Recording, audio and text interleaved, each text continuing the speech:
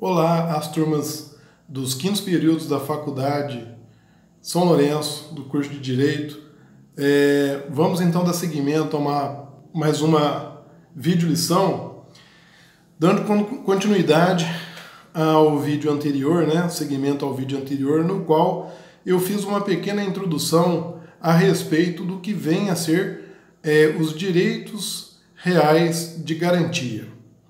Bem, a expressão direitos reais de garantia, como foi aventada anteriormente, ela tem aquele significado de como a própria expressão traz, em que, no caso, o devedor é possuidor de um bem e aquele bem vai ser dado em garantia que o pagamento será efetuado, correto?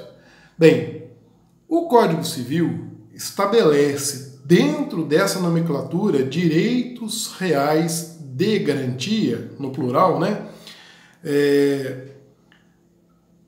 três modalidades. Essas três modalidades, elas têm sutis diferenças, mas que no mundo real, além dos efeitos jurídicos, essas sutis diferenças produzem grandes mudanças. Então vamos agora ter noção básica daquilo que será exposto tanto no material de apoio quanto nas aulas das nossas lives, estas três formas de direitos reais de garantia. A primeira destas três formas é o penhor, Penhor. O penhor está previsto entre os artigos 1431 a 1472 do Código Civil.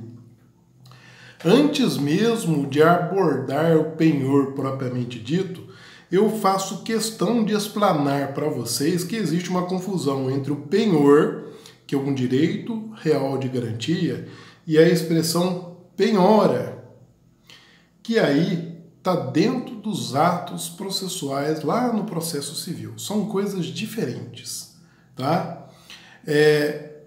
Dentro das lições que eu enviei para vocês, vocês vão poder verificar que existe essa distinção claramente, o que é o direito real de garantia penhor e o que é todo aquele arcabouço que envolve a penhora dentro do processo, e que é o ato da penhora em si. Mas não se deve confundir uma coisa com a outra, sendo que um está dentro do direito civil, como um direito real de garantia, e o outro um ato processual que ocorre lá no transcurso do processo. Pois bem, primeira característica do penhor, Vocês vão ver lá nesses artigos 1431 a 1472 que a penhora vai recair sobre um bem móvel e que há a transferência do bem ao credor, correto? Exceto no rural, no industrial e no mercantil e de veículo, A segunda forma que a gente vai conhecer é a hipoteca. A hipoteca está localizada no Código Civil entre os artigos 1476 a 1505.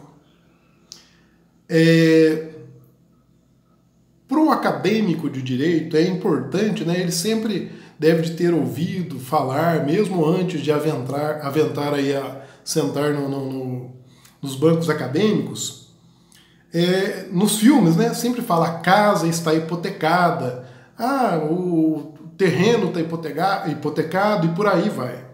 Então a primeira característica da hipoteca, bem imóvel, e não há transferência do bem ao credor, É por isso então que tanto se fala do imóvel hipotecado. Então a hipoteca claramente já vai se aplicar ao imóvel. Então vocês estão vendo a diferença, penhor, bem imóvel, penhora, bem imóvel. A regra geral do penhor é que vai ter a transferência da propriedade ao credor. No caso da hipoteca, não. E tem a anticrese, que está entre os artigos 1506 a 1510. Tá? Ela também vai recair sobre um bem imóvel. Há a transferência do bem ao credor.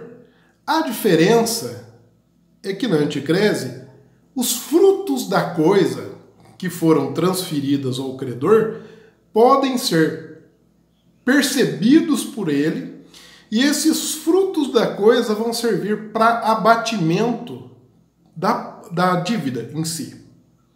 Correto, pessoal? Então, nessa videolição, que é mais um lembrete daquilo que está dentro do material postado, daquilo que a gente vai ver nas nossas lives, dá para a gente rememorar, então, e entender que existem dentro dos direitos reais de garantia 3 espécies discriminadas que estão lá no Código Civil: penhor 1431 a 1472, sempre sobre bem imóvel; hipoteca, artigos 1476 a 1505, em relação a bem imóvel, a venda, transferência do bem ao credor; anticrese, artigo 1506 a 1510, a venda, transferência do bem ao credor, e tendo como característica principal o fato dele poder colher os frutos, e estes frutos abaterão o valor da dívida.